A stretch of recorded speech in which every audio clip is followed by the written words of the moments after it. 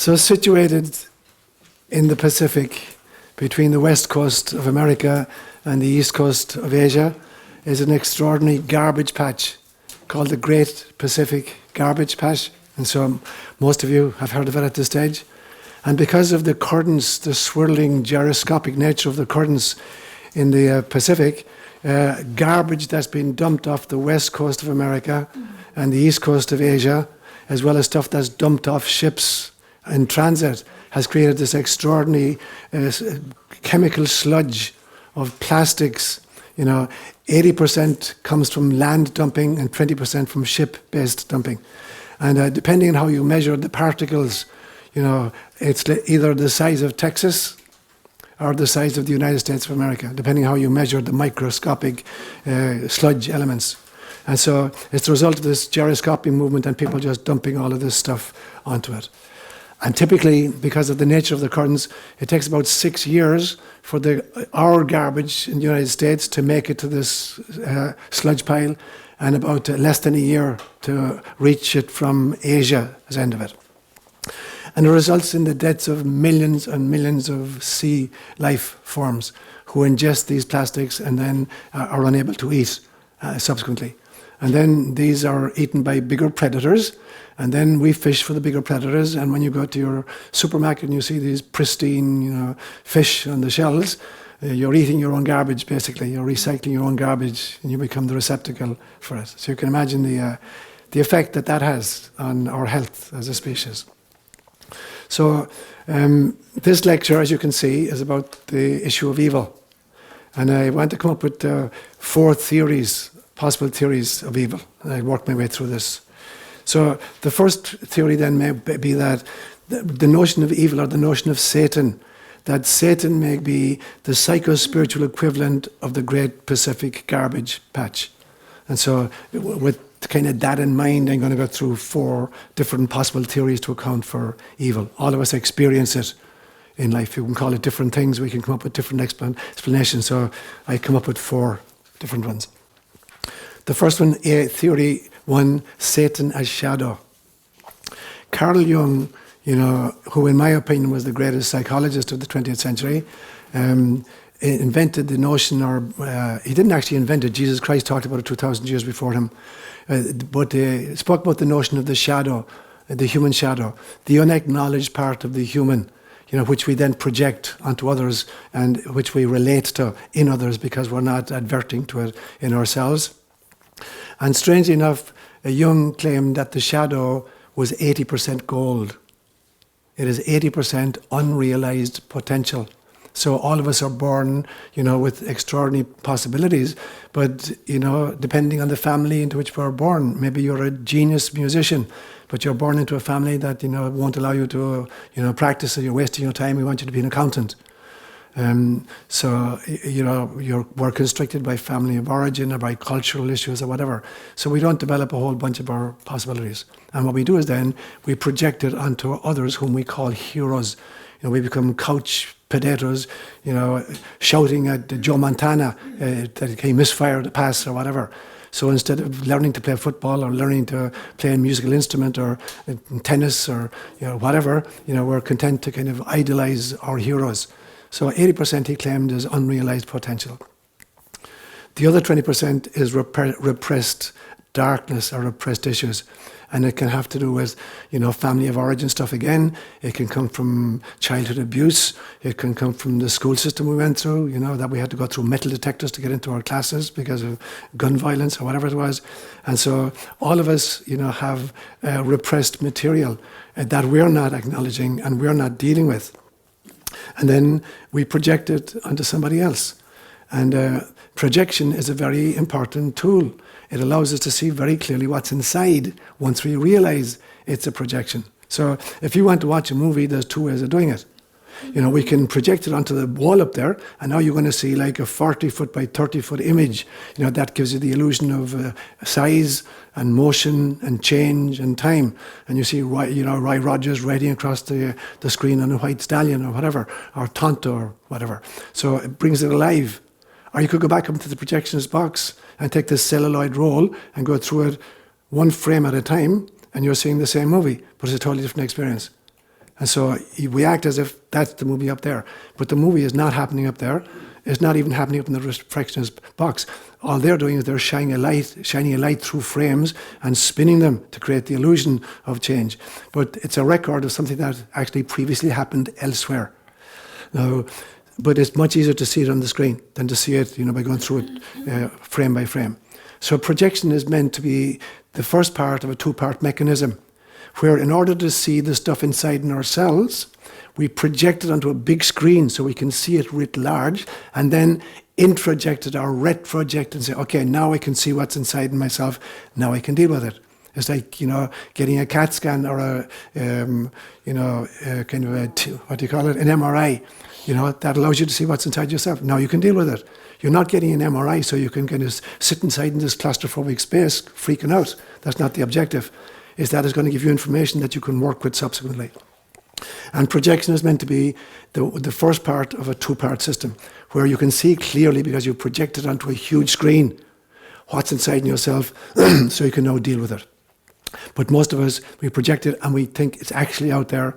And like the kid I told you about when we were small, we're throwing stones at the screen to alert the good guy that the bad guy is creeping up on him.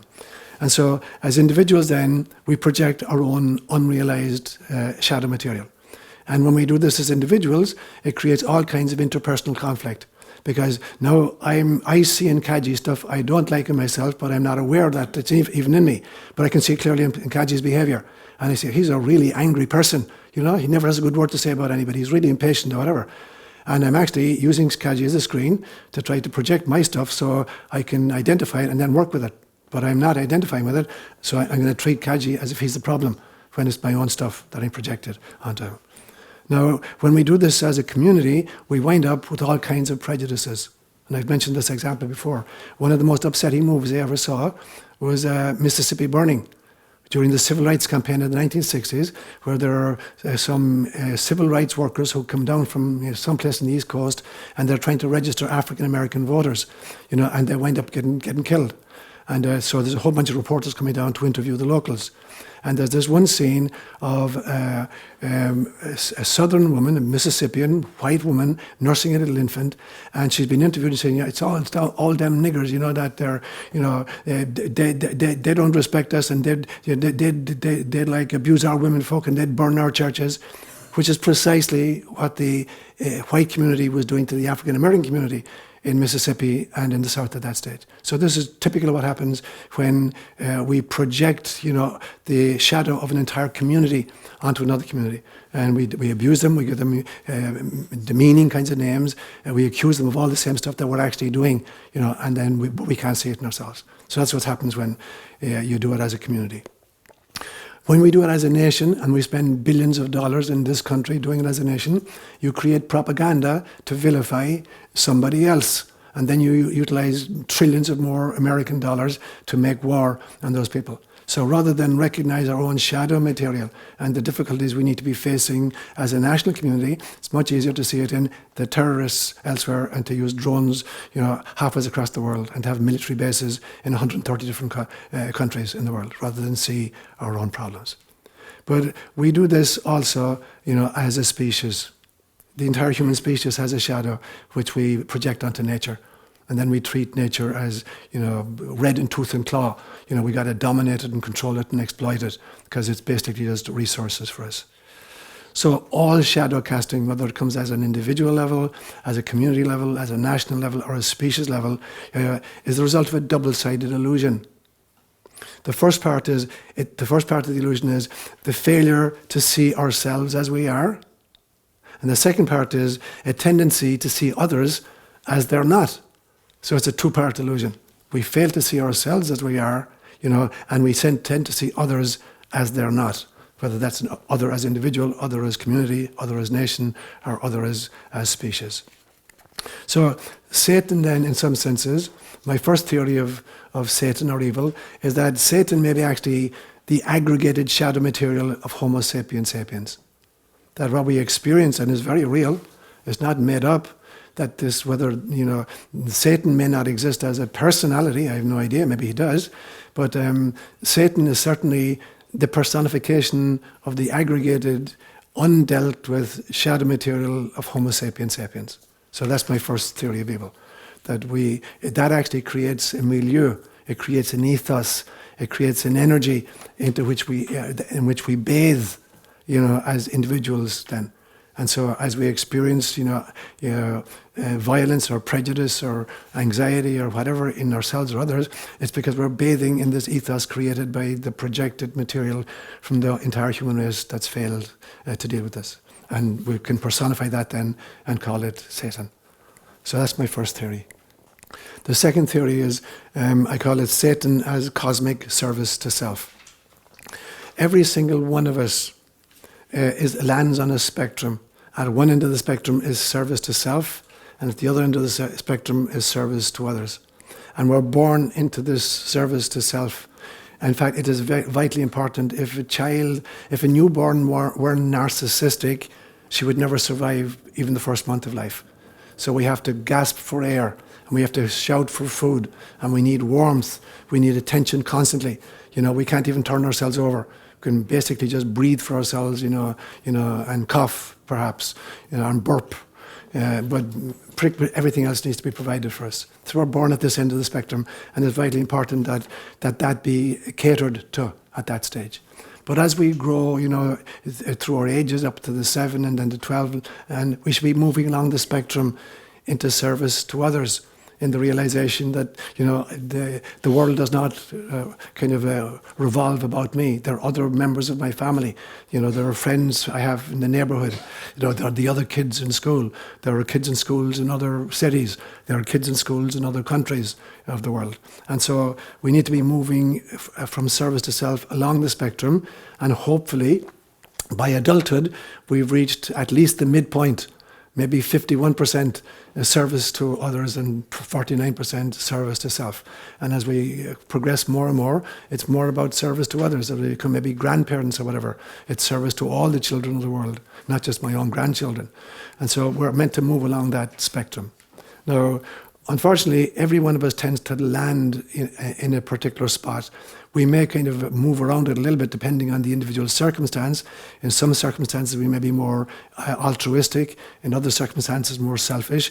But we all have a kind of a center of gravity. We may kind of vary around that a little bit, but there's basically a center of gravity that we land upon by the time we become adults. And we tend to make most of our decisions and act out most of our relationships from that, center of gravity. And if that center of gravity is towards the service to self end of it, there are problems will emerge. If I land at the other end of it, peace and love tend to be a part of my way I relate to people. Now, the same thing is true for a culture. Every culture has a natural center of gravity that it evolves into, and again, it can be anywhere along that spectrum, from service to self to service to others. So let's look at our own nation for a few moments. So the United States represents 4.4% of the world's population, but it uses 30% of the world's resources. So you can see where we land on the service to self versus service to other, when it comes to our nation. So we're very, very, very much in the service to self. In 1964, a great Russian astrophysicist, a guy called Nikolai Kardashev, came up with a typology of cosmic evolution, where he suggested 3 different types. I believe there's actually 5 different types. And it was a kind of a typology of cosmic civilizations in a hierarchy of technological evolution. And so he claimed that a type 1 civilization was a civilization that was able to harness all of its planetary resources in an ecological fashion, so that it could, using wind or hurricanes, tides, sunlight, earthquakes, volcanoes, any energy source on the planet could be employed and used ecologically to meet all our energy needs. So that would be, he said, that would be a type 1 civilization, one which had harvested its planetary resources in an ecological, consistent, fashion to power its needs. He was asked at some stage, are humans a type 1 civilization? He said, no, we're a type 0 civilization. We're destroying our planet, and we're not using tides, we're not using wind sufficiently, we're not using sun sufficiently, we're not using volcanoes. They're problems for us. Earthquakes are problems for us. We're not using any of these things. And he said the transition from a type 0 to a type 1 is the single most dangerous move in this hierarchy. Because in the process of going from a type 0 to a type 1, you're going to develop capabilities like nuclear capabilities, which you run the danger of literally destroying the entire civilization, if not the planet itself. And so that transition is the one which is most fraught with difficulties. A type 2 civilization would be one which is able to harvest its own entire solar system and use the energies of the solar system, again, ecologically, without despoiling or depleting. A type 3 civilization, he believed, could do it for its entire galaxy, that there would be civilizations who have learned to harvest the energies of an entire galaxy. In our instance, it would be the Milky Way, and to use that in a consistent fashion which didn't deplete the resources in any way. Now, I believe there are actually 2 more types after that. I think there's a type 4, a civilization that might be able to harness the universe itself, so evolved that it could harness universal energies in a kind of an ecological fashion. And I believe actually there may be a type 5. If our universe, is just a baby universe in a bubble bath of meta-universes, which modern science seems to think is a possibility, that that black holes in space are like birth canals between universes, that in some senses there may be a meta-civilization which is capable of utilizing the resources of all the universes that ever existed, again in a consistent fashion. Now, if you take that typology, however far you want to go with it, if you want to stop at stage 3 or stage 4, whatever. But imagine then that there's a civilization which is positioned, let's say just a type 3. So a type 3 civilization has harvested the entire galaxy. It's the energy of the galaxy.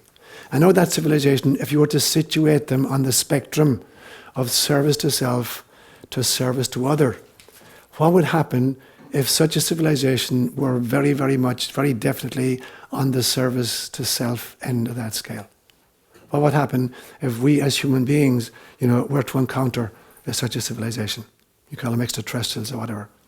They would be very, very powerful enemies if they got in your way, or if we possessed something they wanted. If there were, for instance, mineral resources on our planet that they wanted, there'd be powerful energies. There's no way we could stand in their way. Or if, in fact, the resources they wanted from us weren't kind of precious minerals, if it was, for instance, to go with what Ingrid was saying this morning, if they wanted to understand what emotions are like, and they want to harvest us and study us for emotions, and therefore they create situations in which they allow us to experience this whole range of negativity. A little bit like what happens when you go to a bullfight and you watch somebody with a cape torturing an animal and spearing it to death at some stage. Or what happens when you go to a cockfight and you see these 2 birds clawing each other to death? Or you go to a boxing match, UFC, something like the ultimate fighting, and you watch 2 guys beat each other into pulp. And you watch what the audience is doing. Yeah, go on, kill the bastard, kill him. So we're feeding energetically off the injuries and the distress of these 2 human beings or these 2 animals. It's feeding some part of us. That's energetically at some level, we're literally feeding off the distress of some other beings or some other human beings.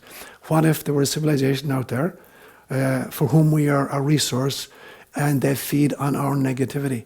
And therefore, in some senses, they're creating situations in which they get to see us tortured in some way, that they're actually the force behind all wars, or behind the economic models that cause millions of children to go to bed hungry every night. What if there's such a civilization? That, for me, would be a second theory of evil. And what if there is some kind of a leader, a galactic leader, who is the kind of the head honcho of that civilization? That might be, then we might call that guy Satan. So is that a possibility? When St. Paul says, for instance, in his letter to the Ephesians, our struggle is not against flesh and blood, but against the rulers, against the authorities, against the cosmic powers of the dark world, and against the spiritual forces of evil in the heavenly realms. Who's he talking about? Is Paul talking about demonic figures, extra-dimensional, non-physical entities? Or is he talking about a very advanced technological society that, people encountered at previous stages of world history? So is Satan then the leader of such a civilization? So that's a second theory. Theory number 3 would be Satan as the devil's advocate.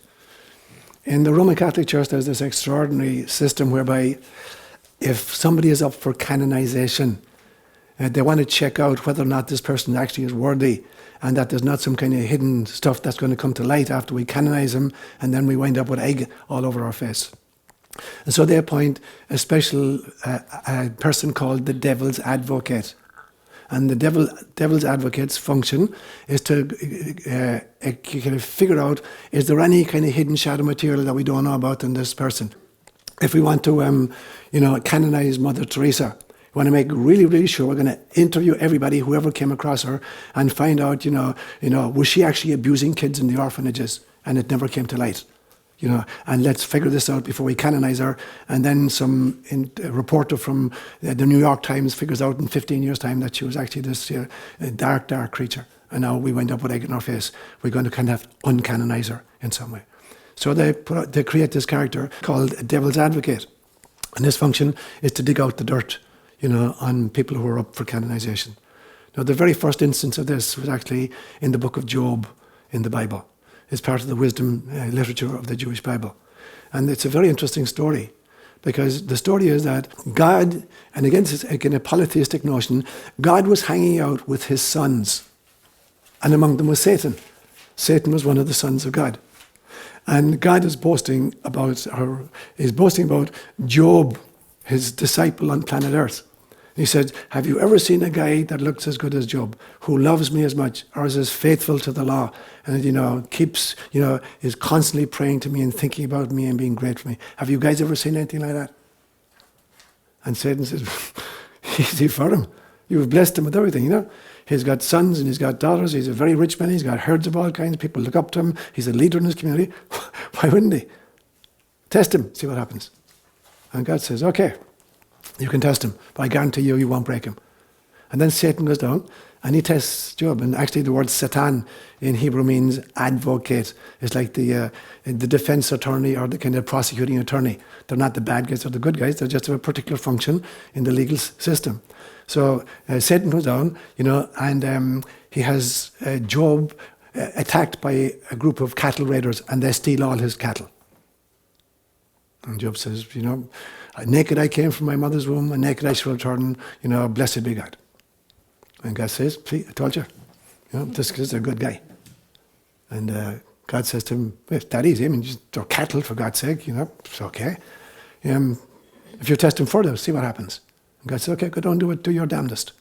So he goes down, and the eldest brother of the kids, all Job's kids, they're having a party together in one room. And Satan goes down and he crashes the room and the ceiling falls and he kills all his kids. Job has no kids. And Job says, naked I came from my mother's womb and naked I will return. God has given and God has taken away. Blessed be the name of God. And God says to Satan, see, I told you. And Satan says, you know what?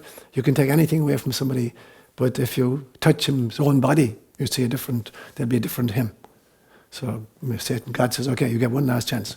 You can visit any kind of indignities on his body, but you're not allowed to kill him. He has to be able to survive. And then Job is visited with all these sores and weeping pores, and he's anxious and depressed and in a deadly form. And all these guys come and say, it's some hidden sin. You're not fessing up. You did something and God is punishing you because God is just. He wouldn't be doing this to you if it weren't your fault. And so they're all accusing God. Accusing Job. And finally, Job has enough and he accuses God. And there's a titanic battle between God and Job. And God loses his cool and says, were you there when I created the world? When I created the four winds, were you there? When I said to the tides, thus far shalt thou come and no further, were you there then? And so God gets really mad with Job and goes, I'm sorry, I back off. So at this stage, God repents and he makes Job richer than he was. And he gives him more kids than he ever had before. Daughters who were more beautiful than any of the women in the world, and boys who were brighter than anybody in the world, and more cattle than everybody in the world, and they all lived happily ever after. So it's actually, there's 42 chapters in the book of Job, but it's basically a 3-chapter Semitic story that they exegeted, and the middle 39 chapters between chapter 2 and chapter 32 are actually a philosophical treatise on the problem of evil, trying to figure out what causes evil. Why do bad things happen to good people? And the conclusion was, it's the devil's advocate is the problem here. So the notion then that Satan is actually an indispensable part of the journey into enlightenment, that until Job had been tested in the ways in which he was tested, he didn't really understand what it was, to be devoted to his God. And so, maybe Satan isn't the kind of the bad guy. Maybe he's in a kind of a necessary ingredient in the plan of salvation.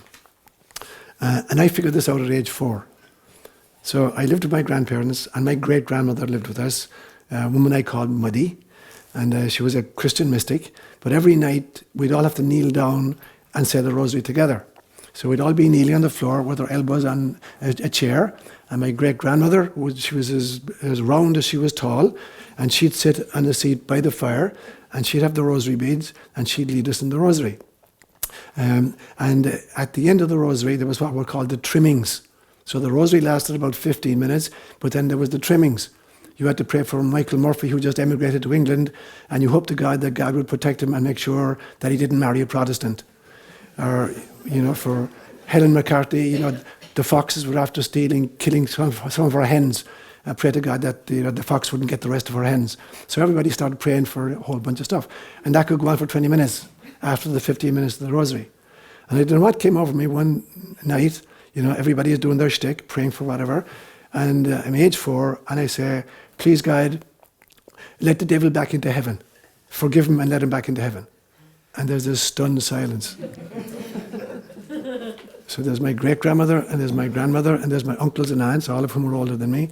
And my grandmother says, "The name of God, child, what are you saying?" And my great-grandmother piped up, and she says to her daughter, "Frances, leave him alone. God knows exactly what he means." Now, I don't know what I was thinking. I thought perhaps if we got him back into heaven, Jesus and Mary and Joseph could keep an eye on him, and he couldn't be doing damage to the rest of us. Or whether I had a really compassionate heart at age 4 and I wanted to forgive Satan, but it came out of my mouth. I have no idea where it came out of. But I think about it now, in some senses, the third theory of evil is that Satan may actually be a necessary ingredient in the plan of enlightenment, in the evolution of enlightenment.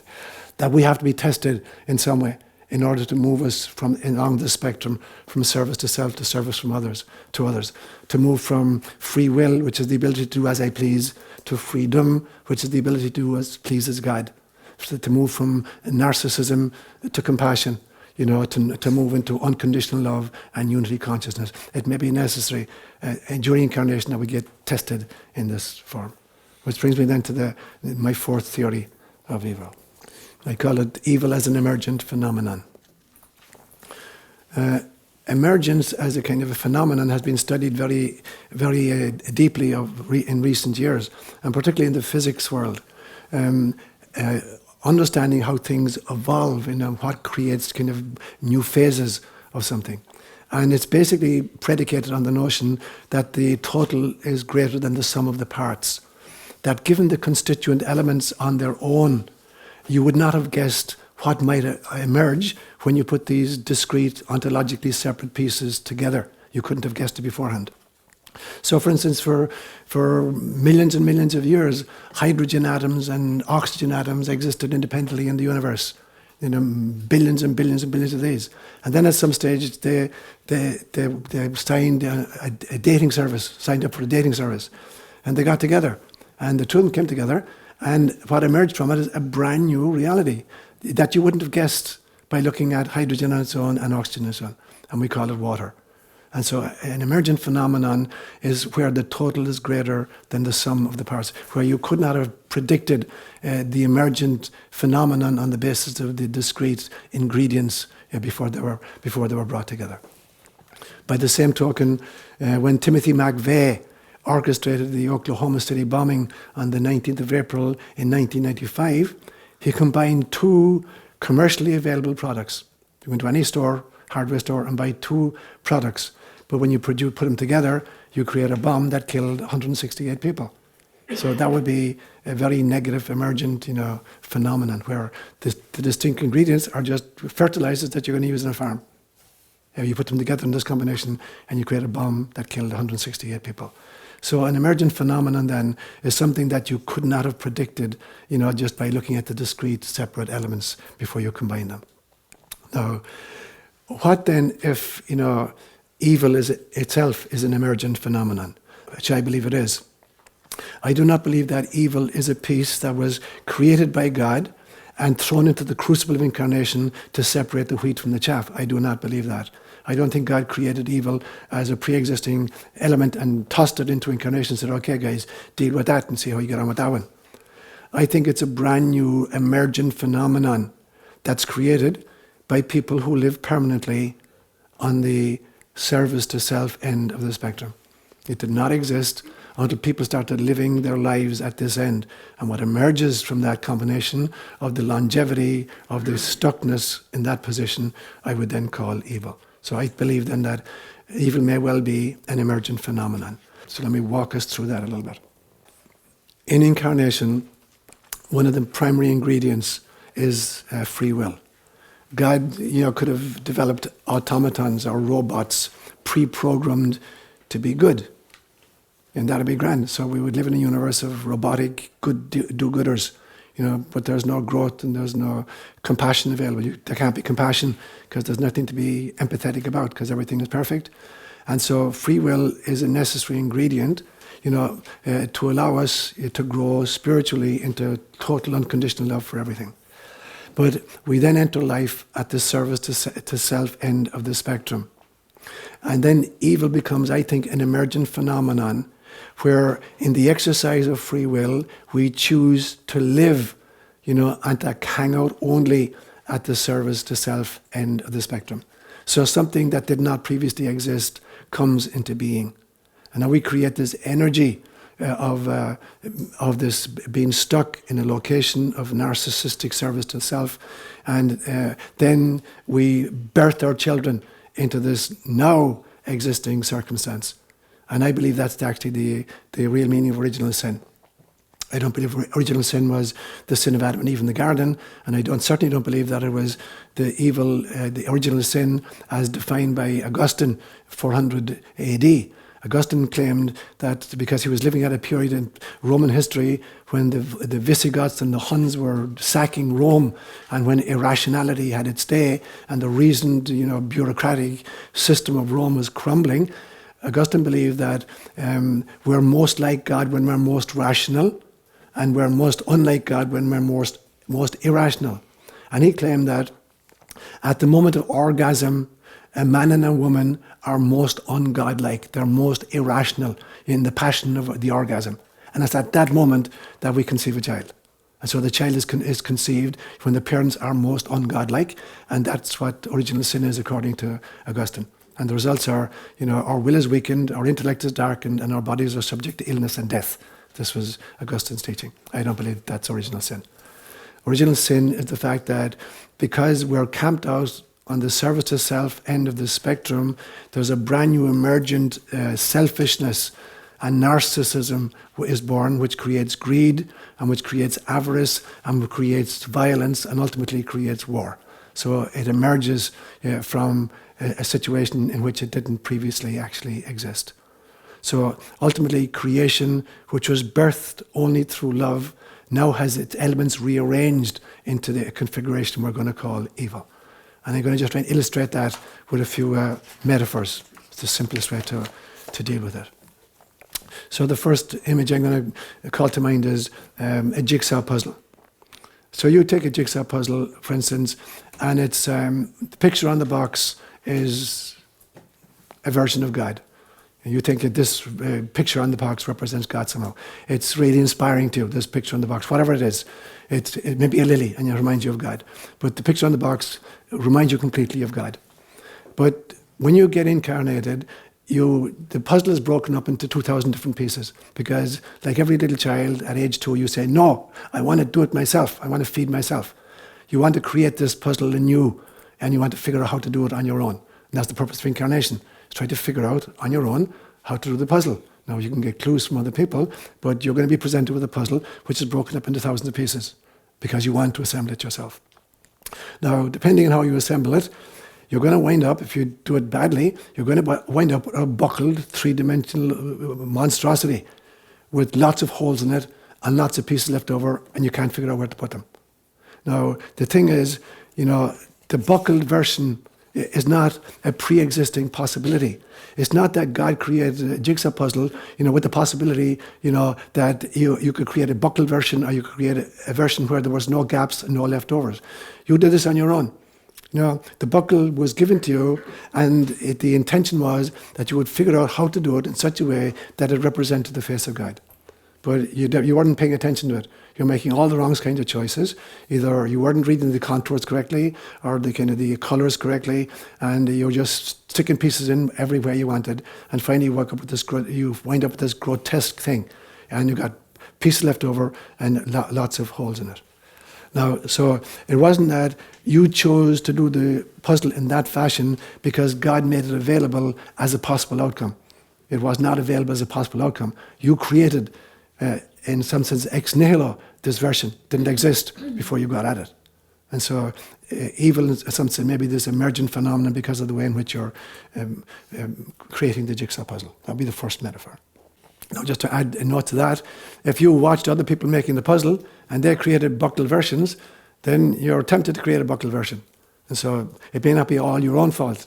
Original sin means that you were born into a family that makes buckled jigsaws, and so you think that's the way to do it. So that may be a factor here. The second metaphor I want to use is that of water.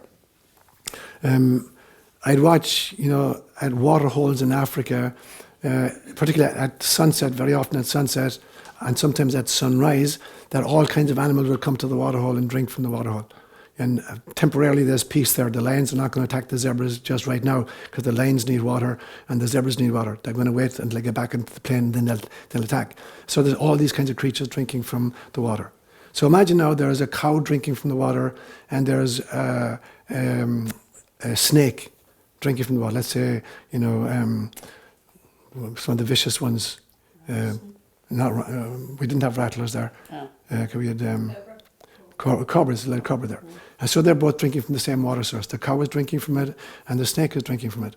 Now, the cow is going to turn that water into milk to feed its young, and the cobra is going to turn that water into venom to kill the enemy. So it's not the water which is the problem. The water wasn't bad water, it was good water. But the snake and the cow process it very differently. One processed it and made it a food source, and the other processed it and made it something that took life. Now, I think that's the same thing for human beings. Life is not evil left to its own devices. It's the way we process our experiences of human beings that allow us to wind up as killers or as nurturers of other people. So the water itself is pure love. But the way in which, our experiences of life are actually pure love. But we process them, we perceive them, and we work with them in such a way that we become nurturers of life or we become killers of life. So again, evil was not a pre-existing creation, but rather a wrong reworking of the elements. That would be my second metaphor. The third element, I have a kind of a poster in my home of the touch of the master's hand. Yeah, have you ever, that? My grandfather was a great musician, and one of my favourite images of him, he used to play the fiddle as well as a whole bunch of other stuff. And I found this poster somewhere, and I framed it, and it's in my home, because the picture on it reminds me of my grandfather. He looks like my grandfather, and he's this old man playing the fiddle. And for those of you who don't know the background to it, it's a story about, a fiddle is up for auction amongst a whole bunch of other artifacts, and people are, buying tables and chairs and whatever, and there's this fiddle lying on the table, and the auctioneer says, this fiddle, who's going to make me a bid on the fiddle? Somebody says, $2. $2, any improvement in $2? Ron, $3, okay, $3. Bell, $4. Going, any improvement on 4? Going. Just about to say gone. And this old man comes up and says, can you give me a chance to play it? And he walks up to the room and he picks up the fiddle and he plays this glorious, glorious music in it. He puts it back down on the table. And the auctioneer says, what my bid? And he says, $3,000. And he proves on $5,000, $10,000. And what made the difference? The touch of the master's hand.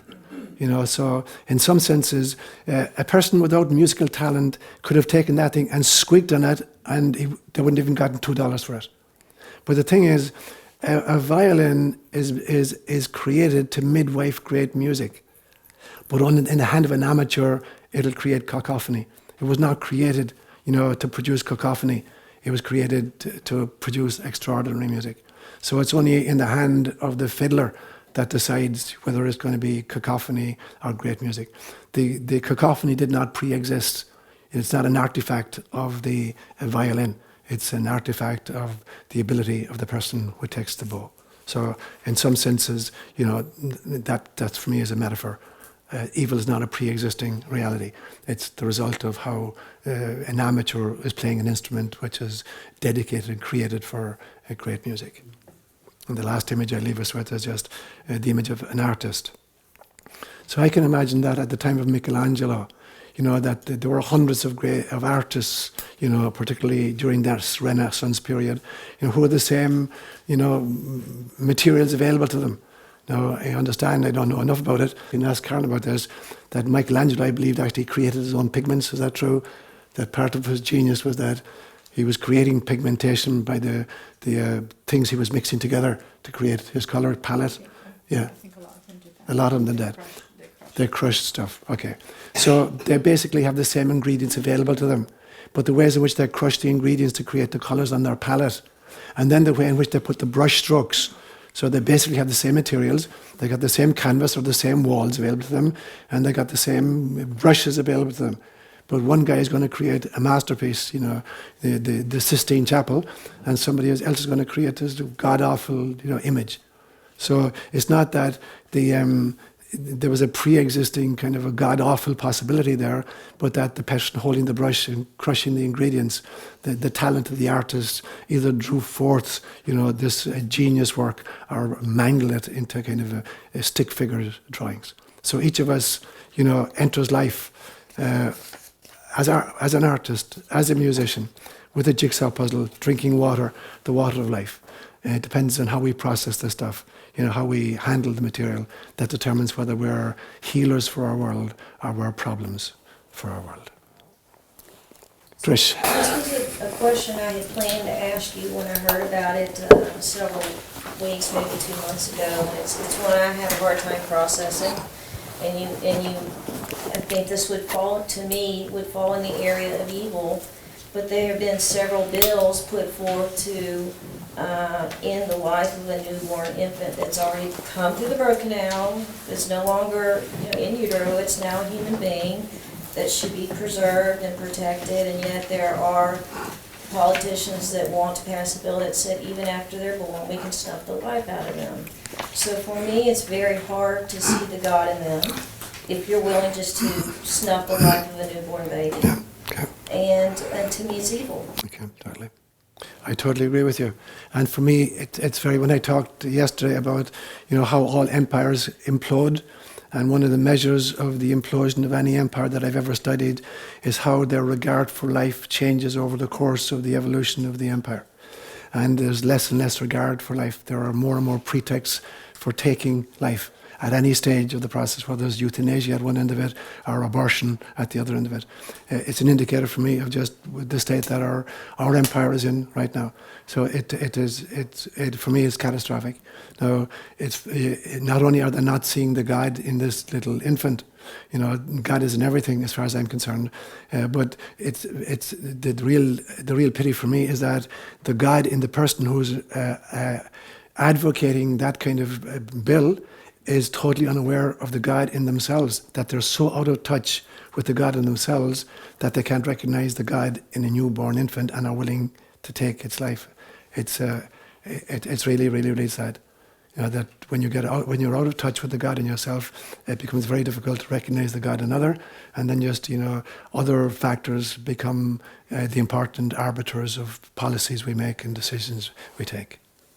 Jonathan. I sometimes wonder if there are some people whose divinity/humanity is just buried under a bunch of rubble, but if we clear out the rubble, it can get out, like just being lost in a cave, and therefore whom it's actually been sort of smashed. I mean, it's just been splintered and fragmented, and can we put that divinity, humanity back together again? I know some people, I can think of some people who've done some awful things, but I can still see signs of a divinity within them, and I know other people who've done awful things that I'm just utterly at a loss to find any sign of humanity within them. And so it's, maybe I'm just looking in the wrong nut. You're using an interesting twist in what you said there, John, that I agree with. You're talking about trying to recognize the divinity within people and then saying other people you can't find the humanity within them. And I agree with the latter. I think you can't smash divinity. So you can't smash the divinity. You can cloud it or occlude it, but you can't smash it. But you can certainly smash humanity. By humanity meaning kind of compassion or whatever. And I really think that part of the difficulty in the evolution of an empire is that we actually start breeding an oligarchy in which we're breeding compassion out of them. That they have a totally different sense of their relationship with the other oligarchs and their family, as they have from, the sense of the humanity in a child in Bangladesh or a little baby in Soweto in South Africa. And that they have literally been bred over generations of leadership in the oligarchy to not feel compassion for anybody outside this little circle. So we're breeding humanity out of them. We can't breed divinity, because hidden deep down in Hitler, he's as divine as you are or I am. But for whatever reason, it's been occluded so badly that it never got any opportunity to influence his behavior during his lifetime. And so we have to recognize there's always the divinity within, even if humanity is missing from the behavior. So did Hitler agree? I mean, I really want to understand this. Did Hitler agree to come here and take lives of other? Absolutely not. Absolutely not. Hitler is a very, very young soul who may have bitten off more than he can chew. And it's interesting to me that it's a well-established fact that Hitler was very, very fascinated by the esoteric and the arcane and the occult. And in fact, he sent people all over the world trying to find the Ark of the Covenant and trying to find all these kind of sacred, magical artifacts. What was this famous movie, Harrison Ford? What was it called? What was it called? Raiders of the Lost Ark. Yeah.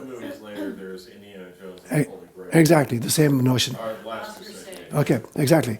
Hitler actually was doing that. Hitler was sending people all over the world to try to find these artifacts because he believed they would confer extraordinary powers upon him. So Hitler was wedded completely, to some kind of evil forces, whether you call that Satan or kind of the leader of a Type 4 civilization, whatever it was. He was certainly into practices that were kind of nurturing and growing this control mechanism.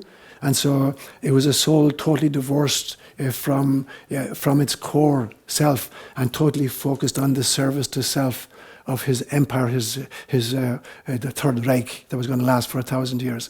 So this soul did not come down here in order to be the slayer of 6 million Jews at all, but a very young soul who overstretched, who made choices, free will choices to gravitate more and more and more to service to self and managed to surround himself. There was a great interview one time done with Carl Jung by an American journalist called Knickerbocker. And he just before the outbreak of World War II, and he went to Europe and he interviewed Carl Jung.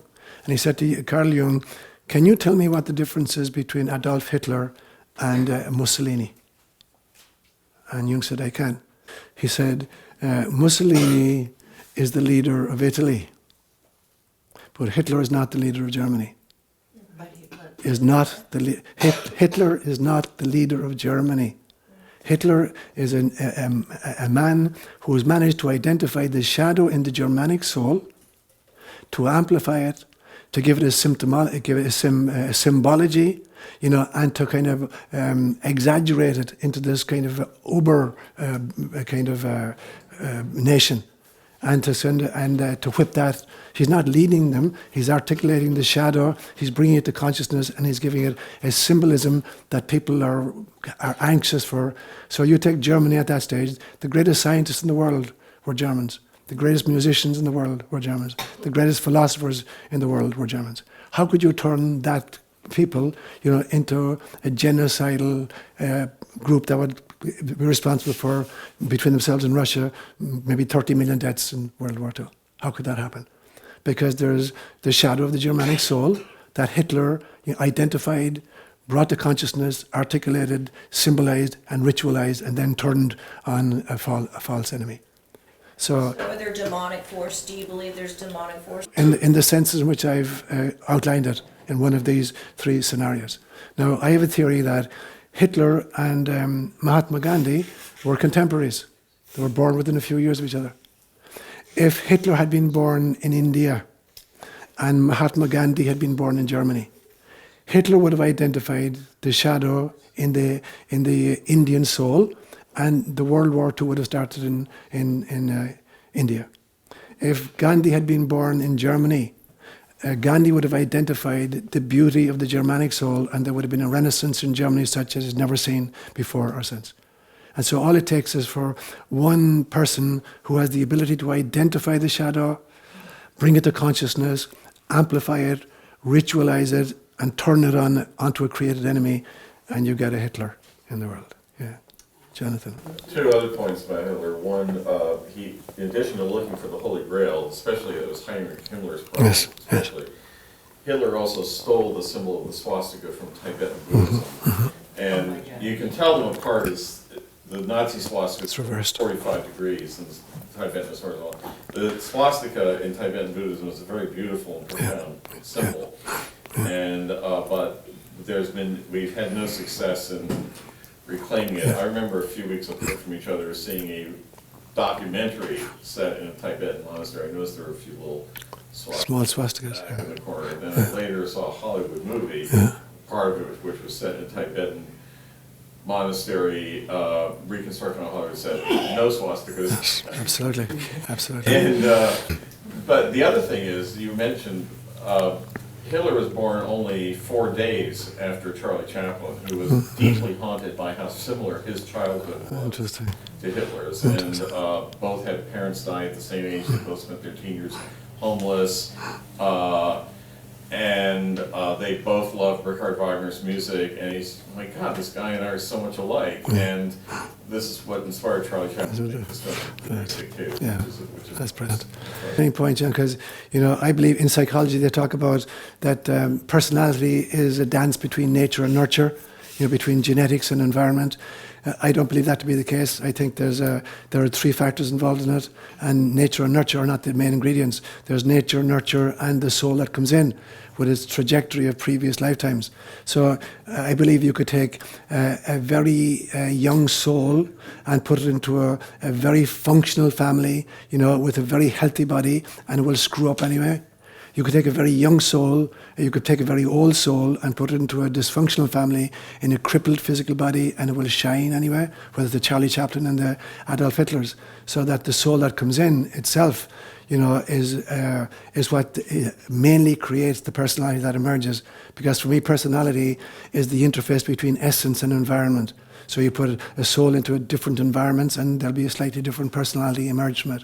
And so Hitler obviously was a very, very young soul who came in and got, for whatever reasons, attracted to the dark side and consciously investigated, gathered all this kinds of stuff in order to give him a control mechanism.